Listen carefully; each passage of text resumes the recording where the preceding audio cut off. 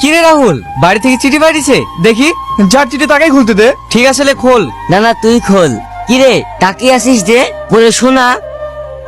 আমার বিয়েতে তুই আসবি না তাই কখনো হয়? তুই যদি না আসিস আমি বিয়েতেই বসবো না। 7 তারিখে বিয়ে, তুই কিন্তু তার আগেই চলে আসবি। তোকে নিয়ে আমি শপিং করতে যাব। ইতি রিনা, হেই তোর বোনের বিয়ে। হ্যাঁ তুই কিন্তু আমার বোনের বিয়েতে অবশ্যই যাবি। আমি আবার না তোকে যেতেই হবে। ঠিক আছে। রাহুল দা, আপনার সাথে ওটা কে? এটা আমার বন্ধু।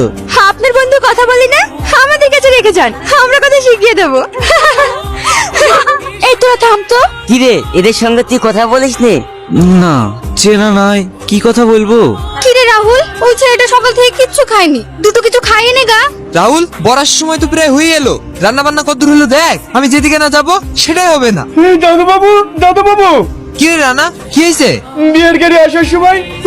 তুই কি বলছিস? হ্যাঁ দাদু বাবু, আমি ঠিকই বলছি। তাহলে আমাদের রিনার কি হবে? এত বড় সর্বনাশ হয়ে গেল, তাহলে আমাদের রিনা লগ্নভ্রষ্ট হয়ে যাবে। ওগো, তাহলে এখন কি হবে? জানি না, আমি তো কিছু বুঝতে পারছি না। ঠাকুর মশাই, এখন এর উপায়? উপায় একটা আছে। কি উপায় ঠাকুর মশাই? এই লগ্ন থাকতে থাকতে ওকে যদি কেউ বিয়ে করে তাহলে আর লগ্ন ভ্রষ্ট হবে না। এখন ছেলে আমি কোথায় পাবো? কে আমার মেয়েকে বিয়ে করবে? দাদা, দেখলি তো আমার ভাগ্যটা, তীরে এসে আমার ভালোবাসা তো এটা কেমন ডুবে গেল। কাঁদিস না রাহুল, তোদের যদি কোনো আপত্তি না থাকে তাহলে রিনাকে আমি বিয়ে করব। এতে আবার আপত্তি কিসের? তোমার চরম পাওয়া। বাবা, তুমি যে আমাদের কত বড় বোঝাটা হালকা করলে।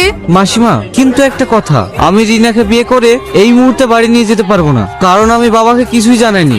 আমি বাড়ি গিয়ে বাবাকে জানাবো, তারপরে রিনাকে নিয়ে যাব। না না, এতে কোনো অসুবিধা নেই। কিরে তোরা সব কোথায় আছিস? শাক ভাজা হলুদে। দাদা, অন্তত এক কাপ চা খেয়ে যাও। অনামিকা, আমার কি চা খাওয়ার সময় আছে বলো? বিজয়ের 7 দিন পরীক্ষা হয়ে গেল, বাড়ি আসার কোনো নামই নেই। এতগুলো ফ্যাক্টরির কাজ আমার একার পক্ষে দেখাশোনা করা কি সম্ভব বলো? দাদা, তুমি এত উত্তেজিত হইও না, ওর পরীক্ষা শেষ হয়ে গেছে তো, তাই হয়তো বন্ধুদের সাথে একটু বেড়াতে গিয়েছে। আমার তো বয়স হয়েছে, আমার অবর্তমানে এই সমস্ত ফ্যাক্টরির দায়িত্ব তো ওকে নিতে হবে। পিসিমা, ড্যাড। কিরে, কিছু না জানিয়েই চলে আসলি যে? ফ্রেশ হয়ে খেয়ে নে, আমি অফিস থেকে আসছি। ড্যাড, তোমার সঙ্গে আমার কিছু কথা ছিল। ঠিক আছে বল। ড্যাড, আমি একটা অন্যায় করে ফেলেছি, কিন্তু বিশ্বাস করো এতে আমার কিছু করার ছিল না। ঠিক আছে বল।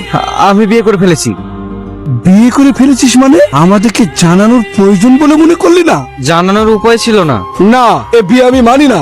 যার রাখা ছিল নেই সেই ঘরে তুই বিয়ে করবি, আমাকে মেনে নিতে হবে। যা, এই বাড়ি থেকে এক্ষুনি বেরিয়ে যা। বাবা, দাদা, এ তুমি কি বলছো? আমি ঠিকই বলছি। চেনা নাই জানা নাই একটা মেয়েকে বিয়ে করলি হলো? মেয়েরা কি জিনিস ও সেটা জানে? ওরা স্বার্থপর, লোভী, টাকা পয়সা ছাড়া কিচ্ছু চেনে না। তুই জানিস তুই তখন খুব ছোট, তোর মা তোকে আমার কাছে রেখে অন্যজনের হাত ধরে পালিয়ে গেছে শুধু টাকার জন্য।